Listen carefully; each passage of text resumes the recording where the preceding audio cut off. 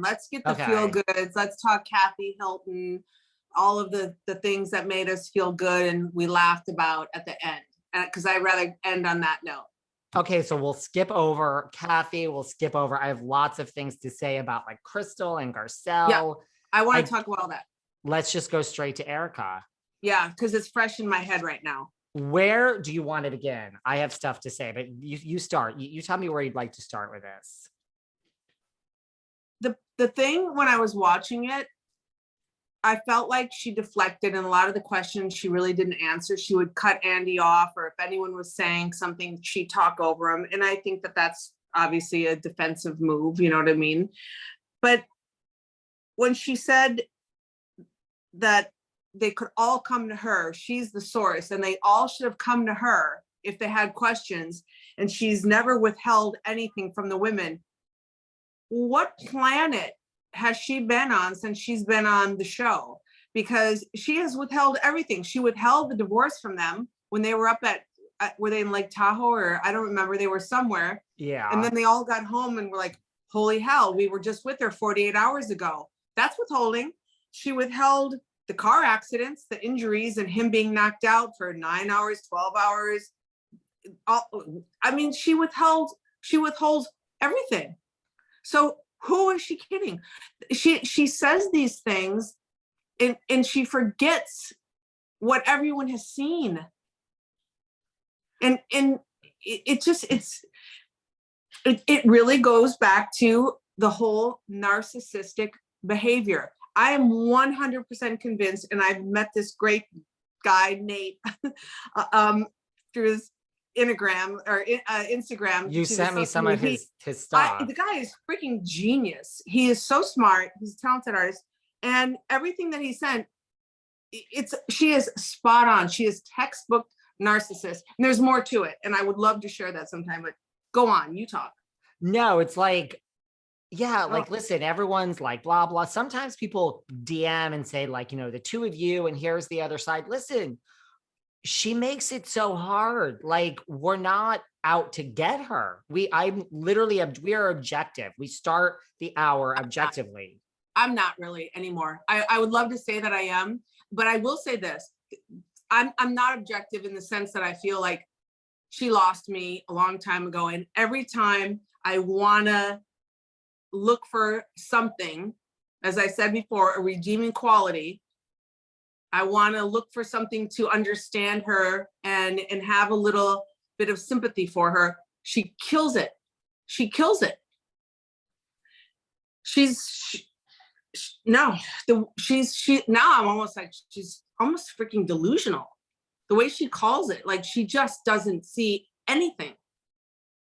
It's like, did we just watch a different show? I mean, right. She says like, so she's not disappointed. She basically said, fuck off to the fans. She said she's not, you know, could care less what we think, but she's shocked at the people that are on the couch. Yeah, that she would tell them anything. When one of them asked her, I think it was Garcelle, asked her about the victims and how come, and she said, you know, that she does feel bad. Really? When was anyone going to pick up on that? When did we witness that emotion? When did she, you know, post anything to the victims? They're seeing all of this. They're seeing all of this. If she's looking like she has any sympathy or feels bad for them, why are they all saying the same thing we are? Clearly the message isn't getting to them. And that's when I think Crystal on the couch was like, but you're not saying it. Like when she was saying, I feel bad. Crystal, you know, it was almost like, well, who do you feel bad for? That was the whole victim. And Crystal was like, but you haven't said, like, you haven't said those words yet.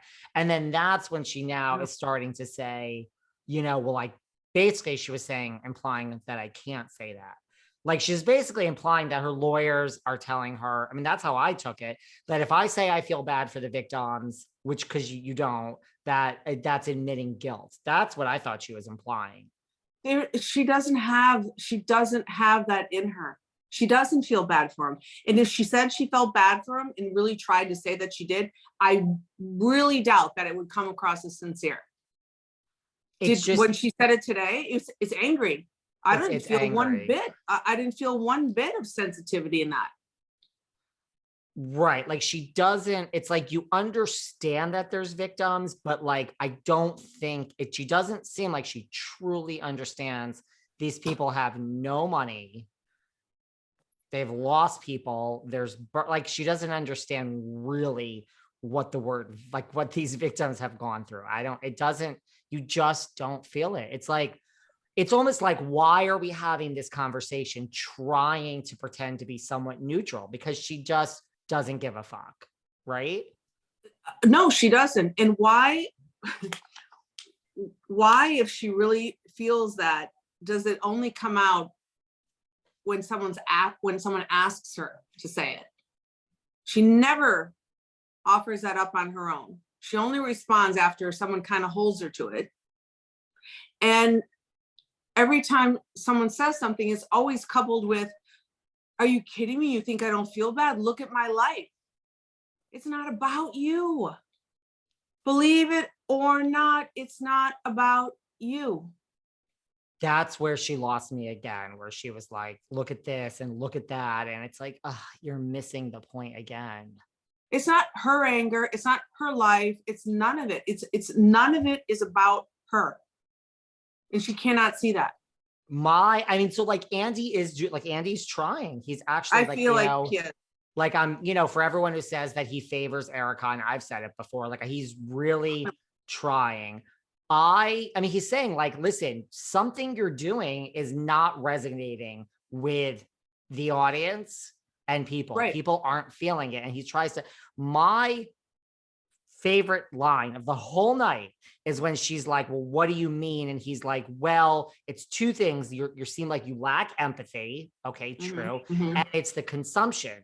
And that's where she's like, this is a direct quote. Yeah. Where is the consumption? Direct quote. Yeah. Yeah.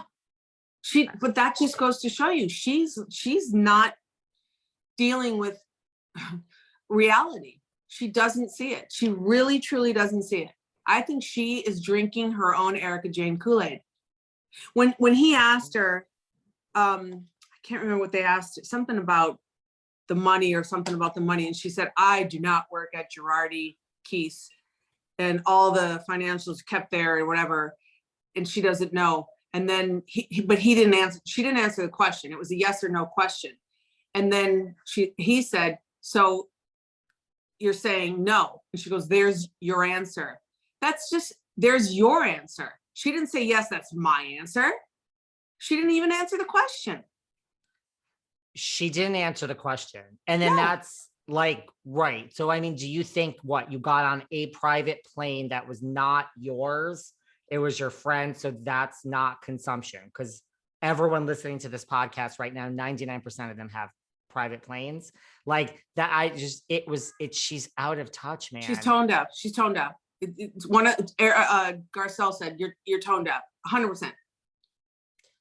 But it's, so again, Andy, he's narcissistic trying. behavior. He's trying, but when before they were rolling, and he said, how you doing? How you holding up? And she said, I would like it if you could go easy on me. And then he said, I'm gonna put you on a skewer or whatever it was. I think that's the truth. They are kind of friends. I think he's given her every opportunity. He wants her to just see it, but I think that there's probably a part of him